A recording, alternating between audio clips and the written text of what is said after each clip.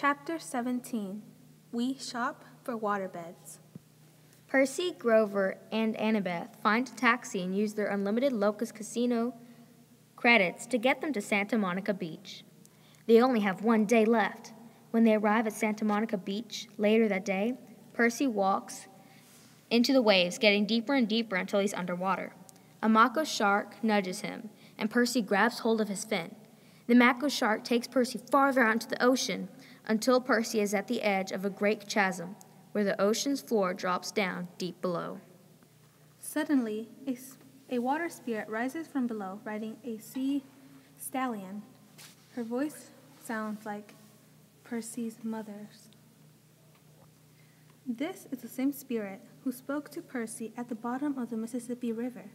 She introduces herself as a Nereid and works for Poseidon.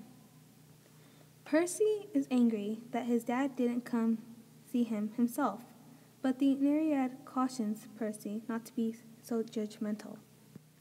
Gods can't help their half-blood children directly. They can't show favoritism. She gives Percy a gift of 3 pearls. Take these, and when you are in need, smash them a pearl at your feet.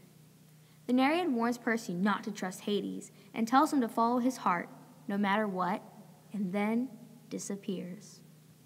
Percy, Annabeth, and Grover take a bus to West Hollywood. They wander the streets for miles looking for the DOA recording studios, the gates of the underworld, but no one has ever heard of it or knows where it is. Percy sees Smelly Gabe crying on TV as he's being interviewed by Barbara Walters. Barbara Walters shows her viewers a picture of Percy Jackson, the delinquent youth accused of wreaking havoc across America. A group of rich kids with knives gang up on Percy, Annabeth, and Grover. Percy tries to use Riptide on them, but they are mortals. So Riptide can't do the trick. The 3 run as fast as they can, away from the gang of rich kids and into Krusty's waterbed palace. Krusty invites them in and is understanding of their situation. He invites them to try out some waterbeds while they hide from the mean kids outside. Grover and Annabeth each try out a waterbed. Suddenly, Krusty snaps his fingers and says, "Ergo!" and the ropes bind Annabeth and Grover to their beds. Percy asks Krusty to let his friends go, but Krusty says he's got to make him fit the beds first. The beds are 6 feet long. He's got to make Annabeth and Grover 6 feet long. Ladies and gentlemen, meet Procrustes, Krusty for short, the stretcher who once tried to kill Theseus. Percy charms Krusty into trying out a bed himself.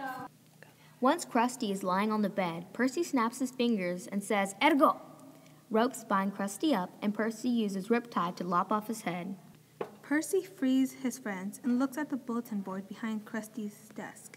It turns out that the entrance to the underworld is right around the block.